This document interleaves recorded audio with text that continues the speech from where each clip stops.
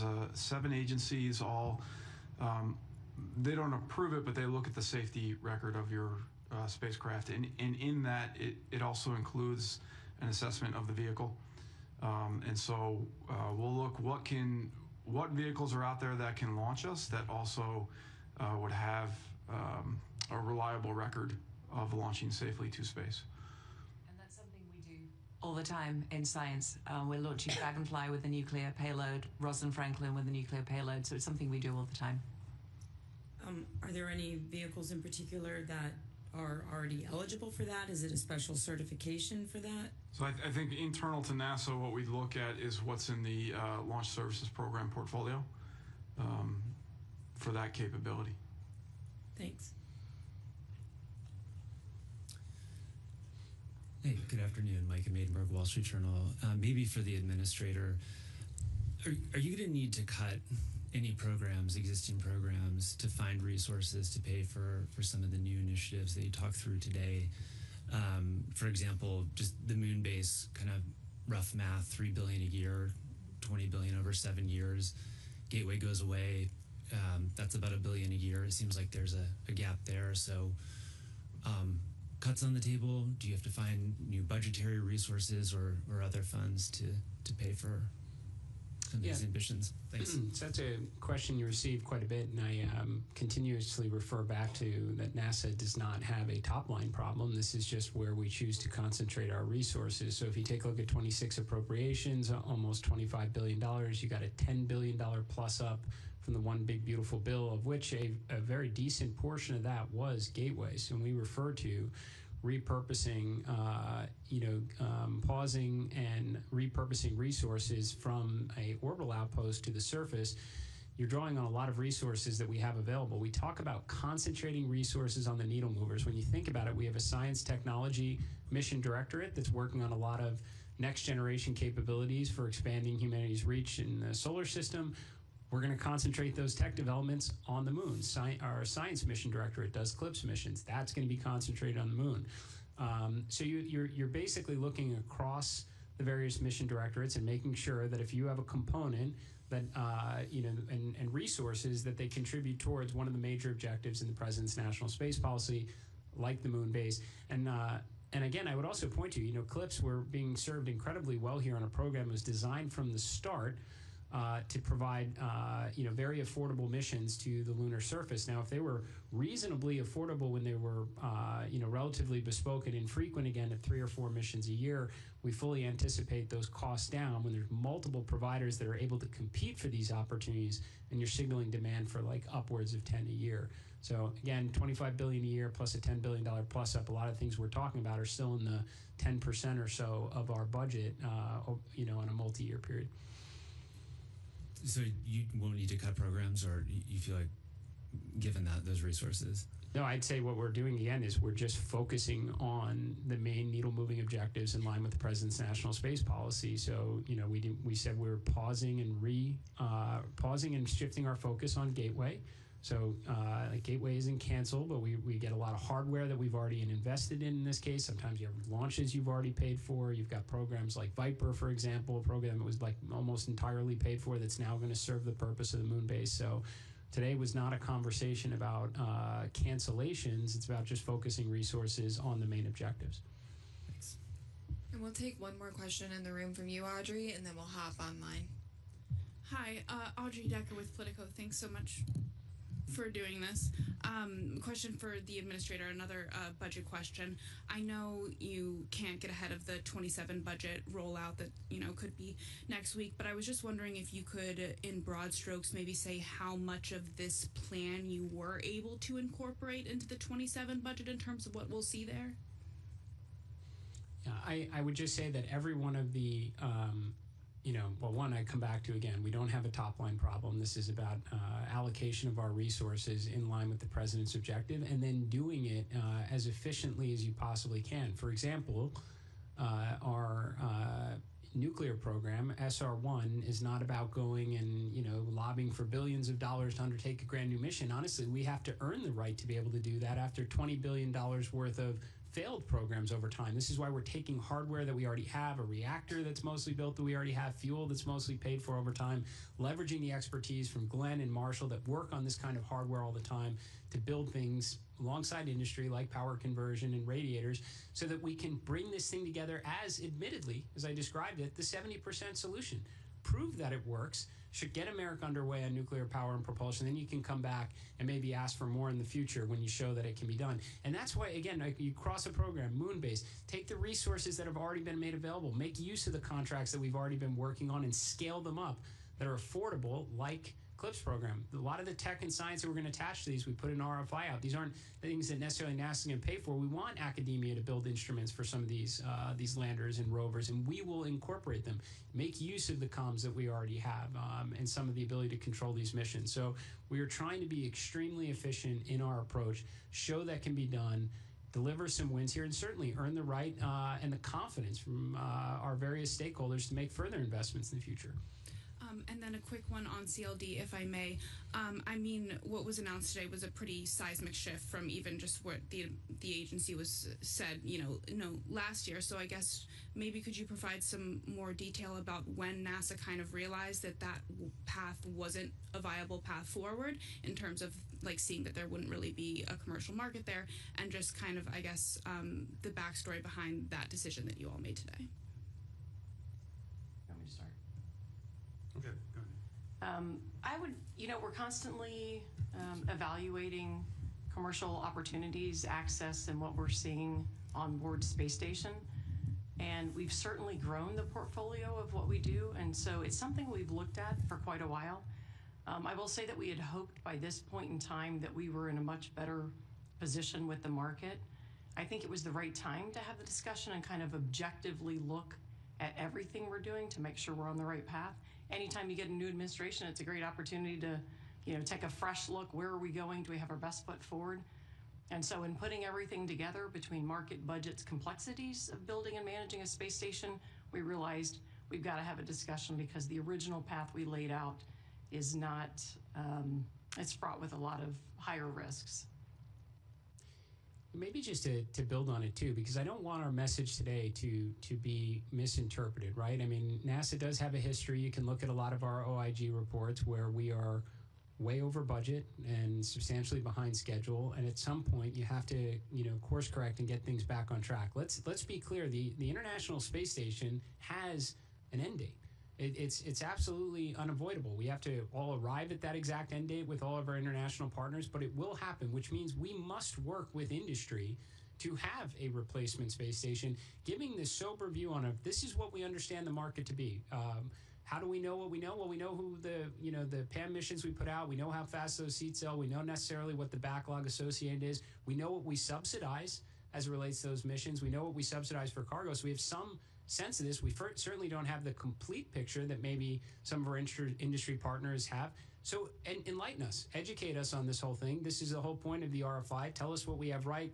Tell us what we have wrong. We know it's certainly complicated to build a space station to keep people alive in the harsh reality of space, and we know what it takes operationally to keep them alive. The things that come up that Dana walked us through, the EVAs to go out and repair, the medical situations we have to bring people home. Let us put the full picture out there. Take a sober view at it. Tell us what we got right and what we got wrong, because there will be an end date. Industry that was here, that has been supporting us through the CLD effort, will wind up building this replacement space station, but let's just do it eyes wide open as to what we think the real costs are going to be, what the real market is, and what complexity is going into it from the technical build out and the operations, and give us the comfort, the American people, and everyone around the world that depends on what we do on the International Space Station, the confidence that we can do this the right way. And we will now move to the phone bridge with Will Robinson-Smith of Spaceflight Now. Hi, thank you all for taking the time to speak with us today and for the robust presentations. Question, I suppose, for Dr. Lori Glaze. In your remarks about moving beyond Artemis 5 and looking to work with at least 2 launch providers to target landings every 6 months, does that future also involve Orion launches with the Space Launch System rocket, or is this looking to move entirely beyond SLS, starting in the Artemis 6 timeframe? Thanks. Yeah, it's a good question. And I'll tell you the way I see this, if Jared laid out the broad vision for where we're headed, what our plans are for trying to get to and build a moon base that's going to require a lot of access to the lunar surface. We know where we are today with our legacy systems, with our SLS and Orion government-owned legacy systems. We know where we want to be in the future, which is a commercial transportation ecosystem that can support the types of missions and the effort that we have in front of us. We put out the RFI today specifically to get information from our providers, from our traditional industry, from other potential providers that are out there to help inform us in that acquisition strategy so that we can plan what that transition looks like from the traditional legacy over to the commercial. And I would say, and Dr. Glaze can weigh in on this. I mean, we've heard from, as you would expect, every one of the contractors that contributes the primes to SLS, and they've all said they expressed interest in taking their components of that system to a commercial pathway. I would be shocked if we didn't see multiple proposals with different variations of hardware for those opportunities for Artemis 6 and beyond. Absolutely. And we will take one more question online and then go over to you, Jeff. It is going to be with Jonathan Seri of Fox News. Thank you, Bethany. This one's also for Jared Isaacman. America's return to the moon has been delayed in the past by changing presidential administrations. Obviously, we're going back in the near term, but what ensures that we stay there for the long term and that we stay the course for sending humans to Mars? Well, I mean, that's a great question. Honestly, that was a lot of what today was about, specifically NASA's response to President Trump's national space policy, which calls for exactly that. Please do not go back to the moon just for the footprints and the flags. You must pick up where we left off more than a half century ago. Build the moon base, create an enduring presence, and if you're going to build a moon base and have an enduring presence, then you better undertake missions with great frequency. And if you're going to take great missions with great frequency, they have to be affordable. That's what we laid out today. What's within our current plan that we can optimize to get to higher launch cadence, and what does the future look like many years down the road after we've already gotten back to undertake missions again with frequency, and then when they're there, talk to us about the base. We're going to take it in phases, and every one of these is designed to make a lot of use of the resources, the contract vehicles we've already had, so that the time, money that's gone into it through those various administrations serve the bigger purpose. Why we're leveraging CLIPS, why we're leveraging hardware from our various nuclear programs, which goes to your next point of where do you go after the moon? Well, the moon is certainly going to be our technology proving ground. We have our various phased approaches, power, surface mobility and such, but what we want to get to is in situ resource manufacturing, so you can take the ingredients from today's ignition event, which is nuclear power and propulsion, and the experience we get on the moon with in situ resource manufacturing. That's going to be key components to sending Americans to Mars someday, and then being able to bring them back home so they can tell us about it. We'll head over to you, Jeff. Good afternoon, Jeff Faust of Space News. Question for the administrator. What discussions have you had with members of Congress about the proposals you've laid out today in terms of securing support for reallocating funding or any language you would need in a NASA authorization bill to carry out these programs? I mean, we've had extensive conversations. I think we try and at least have a no surprises policy. So having conversations with congressional leadership, having conversations with the White House, with major industry players that are contributing into these efforts. We had to have those conversations well in advance of actually the February announcement on standardizing SLS, increasing launch cadence. And I think you saw a lot of members of Congress come out in support of that. Senator Cruz and the work he's done already on the Senate reauthorization bill, I think you'd find is very much in line with what we shared today. I noticed he sent out an ex post of support on this. So I think everybody understands what's at stake right now. Meeting the moment. When I say that, success and failure comes down to months, we mean it. And I think it's hard to look at the approach that we've had up till now on some of these things and say it was perfect, just let it be. I mean, Artemis 2 had to go back into the VAB to relearn some lessons that we should have captured coming off of Artemis 1. You've got a lot of OIG reports that are problematic. You can. And this is not limited to any one component, any one mission directorate, right? We got a science mission we had to the previous administration canceled. Again, I think we spent $250 million last year just keeping it canceled. We have a rival that's going to go and try and procure samples and bring them back in 2028. Like, that's not a good place to be.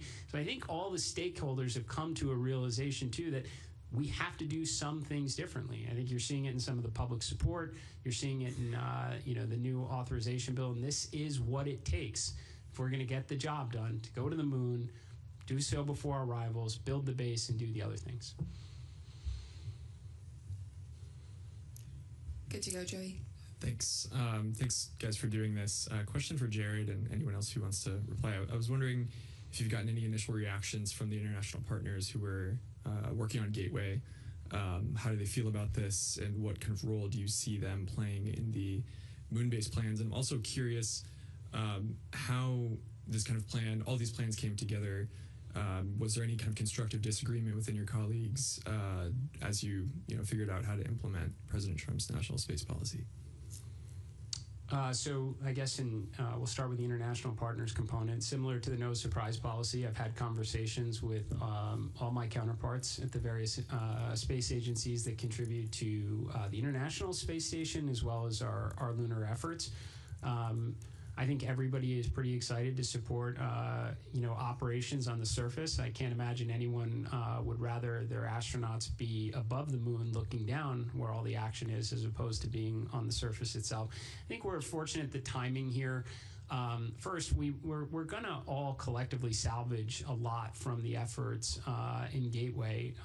There is communication hardware, there's avionics, things we can put down on the surface or support, other programs. But we were hardly past the point of no return. I mean, the only two modules outside of PP that were really cut all had significant technical issues. So by the time that Gateway, had we continued that course and been up there, we'd have been looking down on our rival and all the fun they were having on the surface for years. So I think it was kind of easy to get to get everyone aligned on that. And we're excited to see the ESA astronauts, JAXA astronauts, UAE, other partners, standing alongside us when we're on the lunar surface. And in terms of achieving the national space policy, we had a number of Tiger teams, a lot of internal discussions. An event like today, was certainly months in the making. And these contributions, even beyond NASA, OSTP and others, all had opportunities to weigh in and provided fantastic guidance and support along the way. Thanks.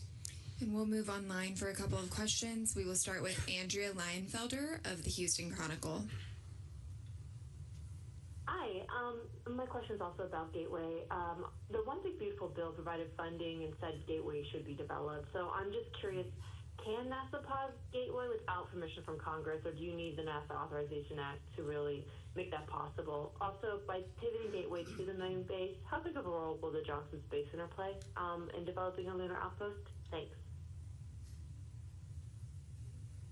I'm happy to say it. So we have not canceled Gateway at all. So there were resources that were made available to Gateway under the One Big Beautiful Bill. We paused and are repurposing a lot of our resources towards the surface. I think we all recognize that is a national imperative, aside from the fact that it's actually in the national space policy. Now, in terms of the role that Johnson Space Center is going to play, well, an enormous role. I mean, you've got the entire moon base. I mean, this is the operational excellence for human spaceflight, not just training our astronauts, but helping control them when they're in low Earth orbit. I fully anticipate that to be applicable on the surface where we all want to be. So I put it in my workforce letter, which we did put online earlier. Then we talk about pause and pivoting. That includes the workforce as well as the resources towards the primary priority here, which is building the moon base.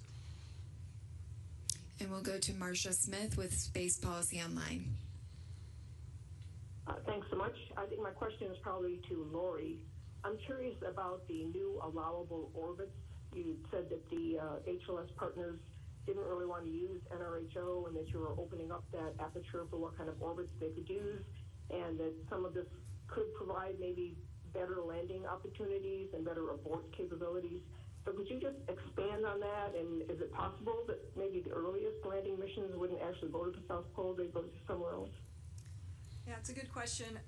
The NRHO orbit does have pretty high demands on the HLS system for being able to have access to the surface. Some of the other limitations I mentioned. If you needed an abort on one of these early missions, in particular the first landed mission, it could be up to a week before you could get back up to rendezvous with the Orion. So it has been suggested that we consider some different orbits, perhaps some lower lunar orbits, and the intent is still to go to the South Pole. I think both of our providers have indicated that they still have a desire to do that and to meet that requirement in building their landing systems. They want to make sure that what they're building is going to feed forward to the systems that we need in the future. So that's, as far as I know, that's still on the table, but they are looking at some different orbits to have better access to that South Polar region. Give them a little bit more flexibility. Take it away, Ken. Hi, Ken Chang, New York Times. Returning to the commercial LEO destinations alternative, I guess first for Jared. This sounds like a vote of no confidence in the business plans of the various companies who envision these free-flying stations, but it also sounds like you're open to being convinced otherwise. And then for Dana, a couple of detailed questions. When were you thinking that this core module would be launched? And whatever that answer is, it doesn't seem like there's enough time to design and build that. So is this really, are you just envisioning the Axiom Space module that's scheduled to go up and sort of rebadging that as a NASA module?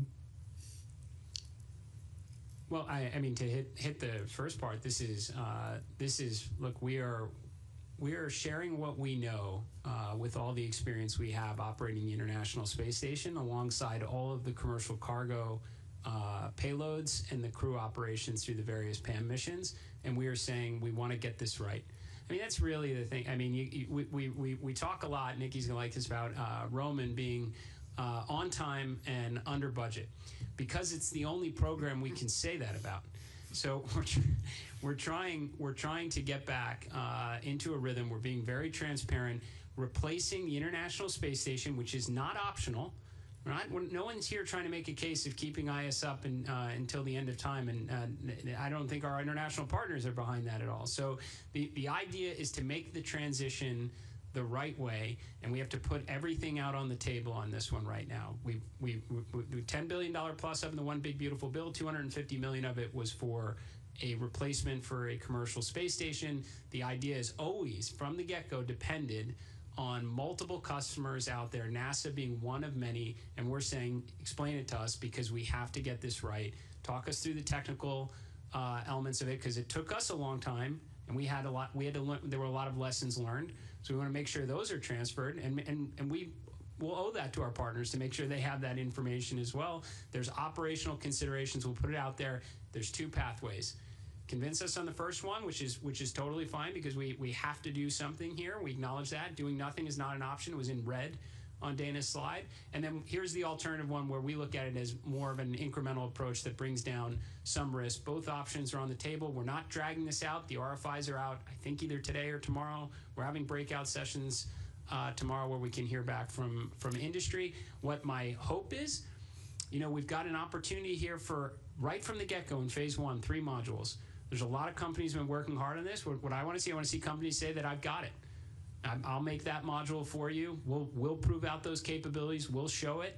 And it'll be the setup for a very successful commercial space station thereafter. We have the confidence. Here's the data behind it. And another company says, I've got that module. We're there. Here's our approach to doing it. And that will someday turn into a commercial space station. We're putting everything out there to get the feedback to go in the right direction. So this is not an over budget, behind schedule program that puts America's presence in LEO at risk.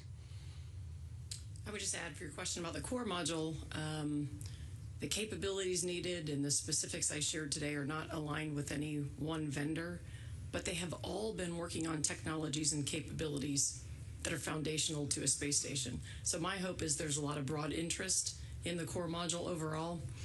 And I think there are a lot of capabilities that are in design, on their way, and that are applicable. In terms of how long it will take, I don't know. We're going to get industry feedback. We're going to work with industry. We'll see who's interested. We'll see where we go from there. But some of that's going to be iterative in terms of trying to understand the specific path forward. We'll move as quickly as we can. This is critical that we get this right.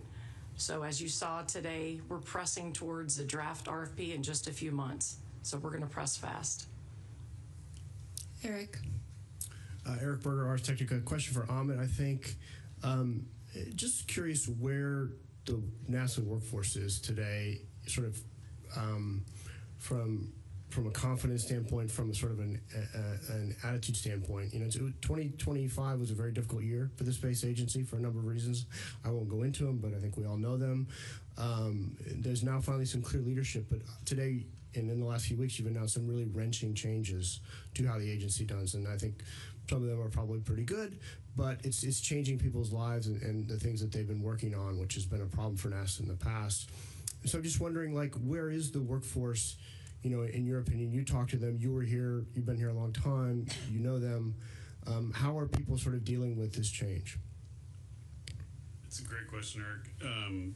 I would say in general, the workforce is hungry for leadership, and they've got it now. The clear vision is there. I mean, everything we're doing now is, and to your point about we're changing things around, we're making kind of reallocations, and we're being honest about where we are in a lot of other cases. I would say, generally speaking, almost all the workforce is also very appreciative. We've had feedback saying that some of the things we're saying are like therapy to them in terms of things that we've known, but we just haven't been able, because of the constraints we've been living under, to kind of deal with. So that's been a thing that a lot of folks have been just kind of wow, we can say what we think and do the things that we know we're supposed to be doing. The idea that we're going to bring the spirit of what we're doing, getting people closer to the work, stop watching things and start doing things again, I think has really energized the workforce tremendously.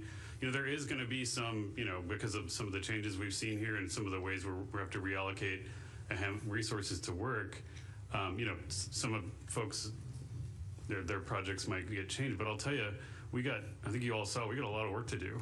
And one of my messages to the workforce is that, hey, we need every single one of y'all to help us. We need, maybe the job you're doing today is going to be different than the one you need to be doing in the future, but we're going to need all hands. We're going to bring in new hands. We're trying to really get focused and aligned to the mission. So I would tell you, I spend all day on stage listening to the boss, but separately, when I go and I'm almost certain, as we've been traveling around, that this is a huge shot in the arm for the team. Okay, thank you. Jackie. Hi, thanks for doing this. Question, I think, for Dana. So I wanted to wrap my head around what exactly this core module is. Is this going to be designed by NASA, or is this also something that you're looking for industry to hash out? And given all these changes, how long have these companies been aware of these changes, and how will that kind of inform how they respond to this RFI? And then given the timeline for the RFP, when do you foresee funds being deployed for them? And then, sorry, I know this is a long list of questions. There's a lot packed in there. I'm going to have to... I'll pause there. Maybe I can have a follow-up. Okay. Let's see. Let me back that up. You're going to have to unpack that. Sorry. I can start over. Sorry. Oh, no. NASA's we're going to procure the core module. We need industry to go build the core module. Of course, we will have the fundamental high-level specifications and requirements for what it needs to do to both be compatible with ISS and to support the additional expansion with the commercial modules. But that's something we're looking for industry to go build. So we'll go procure that. That's part of both the RFI discussion and when I talked about the draft RFP in June, that's part of that. As fast as we can go towards awards, that's really what's going to dictate expenditures. That's just classically how that works. So we're going to push through that as quickly as we can. And that schedule is what will dictate when we can go start spending on it. And I think you had a number 3 and 4 in there somewhere. No, last follow-up question.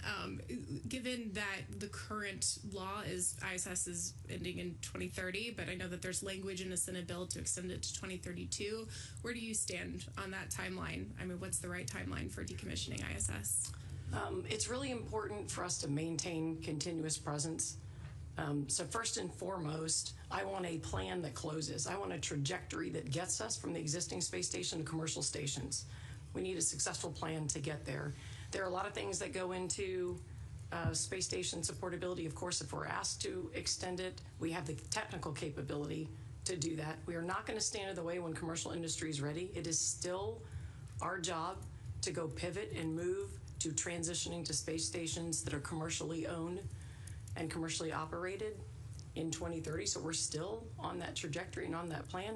Technically, can I extend? Yes. There's also partners that have to weigh in and consider, but our overall goal hasn't changed at all.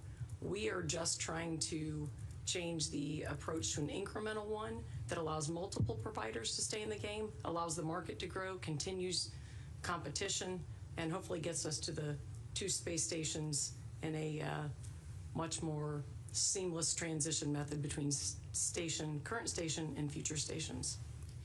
And maybe just to weigh in a little bit in terms of like the timeline, the opportunity to discuss, with industry and partners. Everything really we discussed today was in response to, President Trump's executive order on American space superiority. So this is our national space policy. If you really look at it, timeframes for when we have to respond, that's really the triggering process. If we all need to sit down, okay, it's very specific in here, transitioning to a space station by a certain timeline. It's very specific, returning to the moon, building a moon base, and it forces you as a team to kind of look at the current approach and reevaluate, is this what's in line with President's space policy? Now, Carlos, our lunar viceroy earlier, this is a joke, mentioned before, hey, initially we were thinking one incredible lunar terrain vehicle.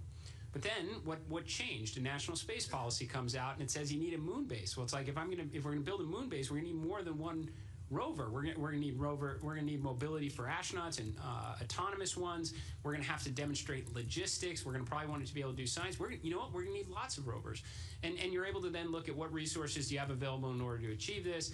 And we had a plan where we had an orbiting moon base, and now we can repurpose a lot of that towards a surface moon base. We do the same thing in commercial stations. It forces an evaluation to look at it. And the point being that we have only just kind of approached that timeline from the original space policy directive, and within days, we're here aligning our workforce and industry on how we're going to achieve it. So these aren't generally like our good ideas here. We want to pivot, and we've had 6 months to interact with industry.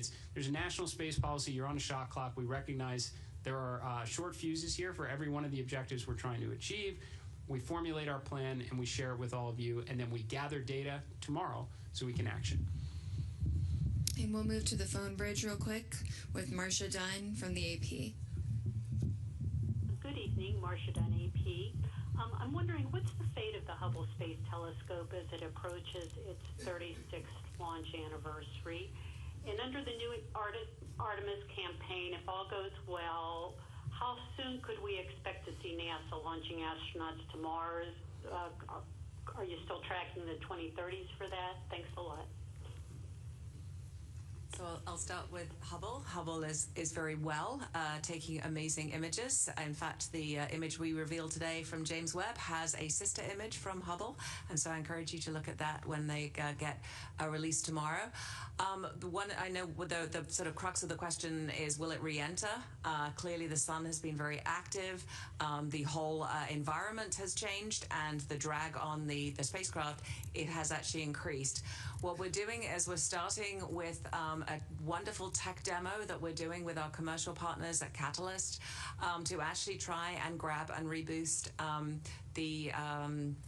why can't I think of the name of the spacecraft? That's terrible.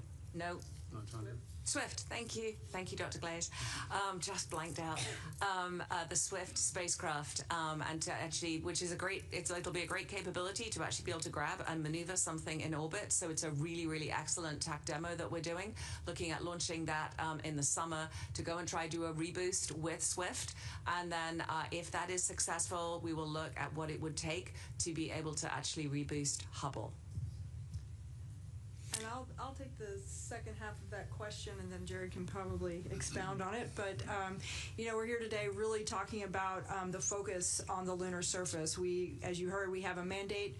We're doing everything we can to focus all of our energy, our resources into trying to establish that enduring presence on the surface of the moon. So you've heard a lot about that today. You've also heard that a lot of that work is going to build on new technologies, new capabilities, new operational capabilities that are going to build forward towards Mars. But I think we need to get really focused right now. Let's achieve what we have in front of us right now, and then we'll address the next question at a later date. Unless Jared wants to say more. We're good. And we'll now go to David Brown with the Scientific American. Hi, good afternoon. I have two questions. First, about the nuclear power to Mars. I'm curious, what is the driver for nuclear power to Mars when we can get there in half the time with conventional propulsion? Why not send them somewhere farther, like Uranus? And then once they get there, I'm curious how far the Skyfall helicopters can travel, and how much mass can they carry, given how heavy ground-penetrating radar is? So I'll answer the first question. I'm going to phone a friend maybe for the second one. As far as the not going further, we have not decided where the mission will end. I didn't say if we're going to fly by or we're going to capture Mars. I think the team is still looking at exploring the opportunities. Once we drop off Skyfall, what do we do with SR-1 Freedom?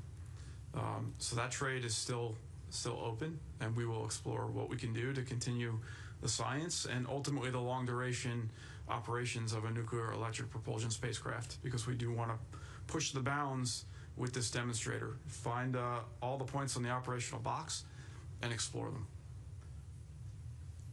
Obviously a big fan of sending it to Uranus, as you heard in my presentation earlier. But for Skyfall, they're going to be very, very similar in capability to Ingenuity. So you think sort of those kind of distances that they can travel. They will have some capability. They will have cameras on them to be able to take images, but they're not going to be full up heavy science. But they're going to be very, very similar to Ingenuity. And we will head back to the room.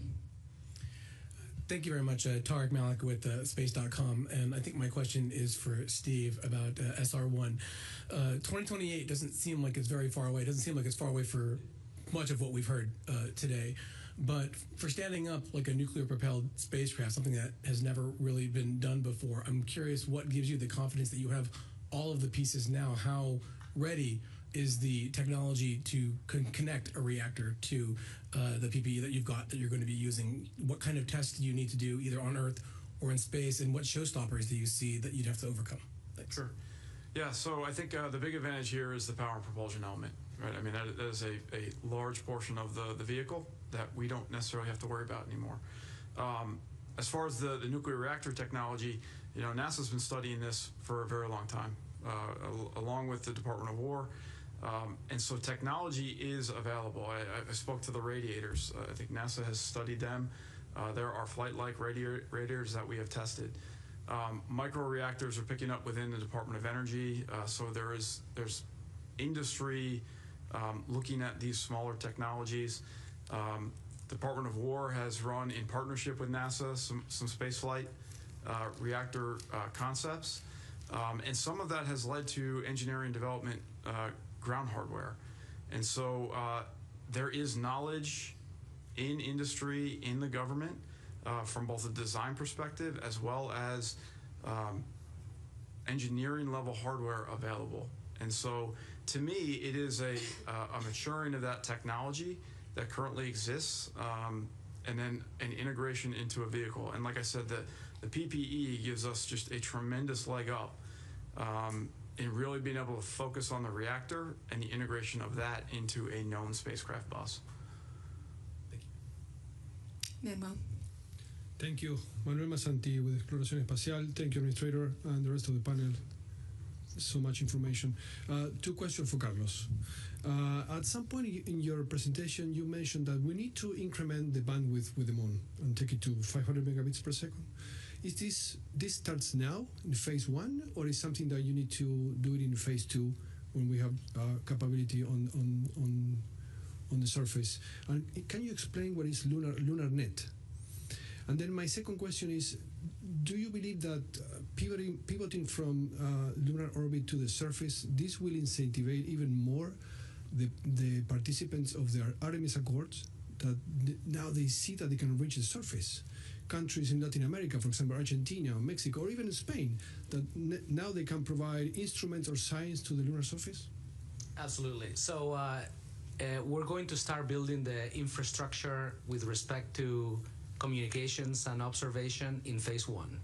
So we had already started planning the first constellation, so that's in progress, and we're going to seek a second constellation. So the increase in bandwidth to assets on the surface of the moon, eventually around the moon, is going to start in phase 1. The lunar net, I won't go into a lot of details because still something that we're thinking about, but it's basically standards that we can test, because eventually we'll have tons of assets on the surface. We want to standardize how things communicate with each other and with the constellations and back to Earth. So we're going to start testing what are the things that should be part of a standard protocol. And with your point about the amount of payload capacity on the surface of the moon, absolutely. Up to now, we've been doing a lot of big things. Spacecraft that are going to take humans back to the moon, the rocket, some payloads associated with that, but not a huge amount of payload capacity. Now we can have university students that are in college or in high school today that can think of something that is useful for what an eventual moon base be and have their payload on the surface of the moon. And that expands to bigger things. Maybe somebody is not ready to give us a habitat, but what about some technology for power distribution or dust prevention or the stuff that connects things together when we're on the surface? So all of those things, we're open for business to hear your ideas, and hopefully we have a lander for you to take it to the surface of the moon. Paul Brinkman with Aerospace America magazine.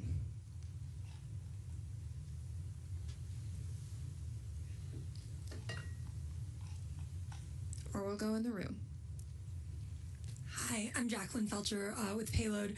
My question is about the changes to the CLD program. I'm curious why you think the market that NASA thought would be there when the program was originally envisioned isn't there now, if it's policy hurdles or technical hurdles, or if NASA's predictions were just wrong. Anything you can share about kind of why that commercial market isn't there as intended? I would tell you a couple things. First, I think you know this, and we've said it a couple times, but we can't actually force or create a market. We do spend time getting independent market research data. We do that periodically. And many years ago when we started this program, the data we had we're 10 years away from having a mature market. And so a lot of the data it's projecting, right? It's making estimates about either a breakthrough capability, product, technology, something that's either going to drive manufacturing in space or something that's going to drive a recurring demand to access space to then bring it back to the ground. As we've watched over time, these independent market research surveys continue to tell us it's about that far out. And so when I go back and I look at what I originally had, we had 8 years ago, when it said, hey, we're probably 10 years out, and now it still says 10 to 15 years out, you're kind of chasing a moving target. Our priority and our goal is to capitalize on what we have with Space Station, open up access as much as we can. So a lot of these hopeful areas that we see that were informed through these independent surveys, we focus on them, we prioritize them. We take input from industry, whether it's our CLD providers or others in industry who are trying to help stimulate and get the market going, and those are the areas we focus on. We talked a lot about private astronaut missions. That was a key area that we really thought, not just for international interest, but tourism. We thought that would be much bigger. So there are a lot of areas that had been predicted and that we've really opened up access and focused on, but we continue to kind of get the feedback that the maturation in those areas is still on the further out horizon. I can maybe add on to this a little bit and say with a lot of direct experience and confidence in my answer that putting humans in space is extremely expensive.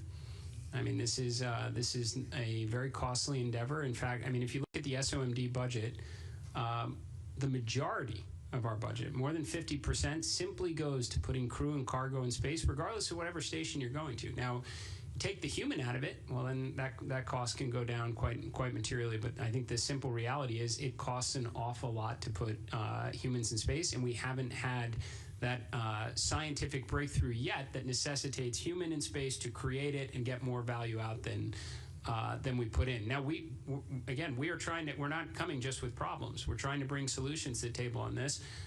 PAM missions, I think it's very challenging on those providers, when 25% of the associated cost has to be borne by the provider.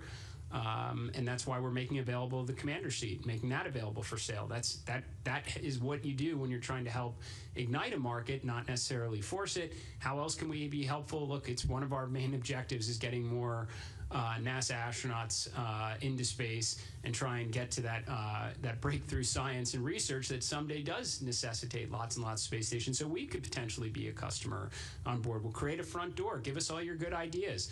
What is, we want to maybe bring in a chief commercial officer to go out and engage with pharmaceutical industries. Tell us what we're missing. Let's get it up to the station, because we want nothing more than to make sure we have a home for our astronauts and our international partner astronauts when the space station comes to an end. And ideally, we're able to buy it across multiple stations, which means the cost is less and we can put more astronauts up there. But it is expensive, and that big breakthrough hasn't happened yet. But if we are wrong, we've created an opportunity for the CLD providers to explain it to us. And we've created various other pathways they can consider as well. And we've got a whole session tomorrow to talk about it. Thank you. Pablo Fuente with Orbita Infinita. Thanks for doing this. My question is for Carlos. Carlos, you outlined an extraordinary logistics stream for the moon base, 8,000 kilograms of carriers and consumables. Yet the presentation focused heavily on power, mobility, and communications. When does the food and biological life support technology development actually begin? And is NASA considering closed-loop biogenerative systems, or are you planning to resupply from Earth? Thank you. Okay, I think I'm going to answer the first part of that question. So the experimentation part of the development of the moon base is definitely going to start on phase 1. Today we talked about plans which show the demand of launchers, landers, and potentially rovers, things that we can put stuff on. And we have not completely closed the loop on what is it that we're going to put on it. So through our analysis, if we determine that the things that we're going to need at the end, which is to support humans permanently living on the surface of the moon, requires those things, definitely the logistics is something that we know we're going to need. We'll start experimenting early, and we'll use some of that payload capacity that we haven't allocated to do that, either in phase 1 or phase 2. And second question I'm not familiar with, so. I think your plans are, if I understood, permanent presence can probably require, some moves towards Eclipse, closed loop anyway. Part of the discussion we've been having, and Dana knows this better than anybody, closed loop Eclipse is one of the biggest problems, in terms of what industry is capable of doing right now, and what we struggled with and got to a conclusion on Gateway, on Space Station. Even Gateway was open loop in the baseline design because it was just too hard to close that loop. So scarring that system for that is really challenging. Eventually, we want to get there, but that's what we're flying Space Station for. Yeah, I guess I missed the Eclipse part on the closed loop. So yeah, we're growing. We started with in the development of the stuff. Some of the things that we're thinking of for repurposing on the architecture of Gateway as an orbital outpost could be some of the Eclipse components that we're already doing, which could be we could put in play and have a habitation experimentation going from phase 1 to phase 2. So yeah. And I know we have all had a long ignition day, and since we are nearing the end of this, I'm going to go ahead and give you last question, Sana. Okay, cool. Thank you. Hi, Sana from Bloomberg News. Thank you for doing this. Following up on Jackie's question about Gateway, I was just wondering how much advance notice NASA gave its international partners of all the changes being made. For example, I know last week ESA released a schematic of the Gateway with its habitat module attached, and I also believe ESA's Director General noted that they hadn't seen the new proposal ahead of the meeting. So I have had a chance to speak again with all my counterparts, their various space agencies, and some were, I think some of the timing there worked out to a difference of a matter of hours, actually. But we've been having conversations since I've been confirmed in this position and discussing our thoughts, and I think those conversations got extremely focused after the President's National Space Policy came out, that we have not crossed the point of no return with an orbital outpost here. We have an opportunity to repurpose resources. I think we, again, all universally agree it is better to have an astronaut on the surface than it is looking down from above it. And in terms of the learning that we may do, from science to tech demonstrations that will inform future missions to Mars, that's going to happen on the surface. So, some of the timing probably, again, came within hours, but we've spoken with every one of our partners, Canadian Space Agency, pros at robotics, where can we apply this arm? We've got lots of good ideas, very constructive conversation, same with all of our partners. Again, I think we're envisioning a future here, which is part of why we gave a demand signal for 2 different pathways to the moon with frequency and affordably, where we're going to be able to stand on the moon with a lot of our partners in the years ahead. Yeah, if I could just finish with the question before about, with the moon base, like how other countries, other Accord signatories, how the rest of the partnership might see themselves now a little bit more presently in moon base rather than, up to this point. I mean, I think that's a really important observation. The partnership is one of the most magical things that came out of ISS. We moved it to Gateway for that reason. We respect and appreciate how important it is. We think that the service is going to grow, and it's an important reason why. There's a kind of easier pathways to get there in some cases because you have smaller landers and you can do things. But more importantly, one of the reasons why space station is hard and why Gateway is hard is because the systems are physically, electrically, chemically in communication with each other. When they're on the surface, they're not necessarily until Carlos decides they're all going to be connected, which eventually I know he wants to do. But the point is, like, you can reliably kind of compartmentalize some of these things in a way that you can fly a university payload on a lander that's nearby some other stuff because it's not going to have an impact, right? The risk is sort of compartmentalized. So there's a lot more ways to envision this in a really positive way is how we're expanding the partnership rather than, kind of the plans we had in place already. And with that, we are wrapped. Thank you. Thank you.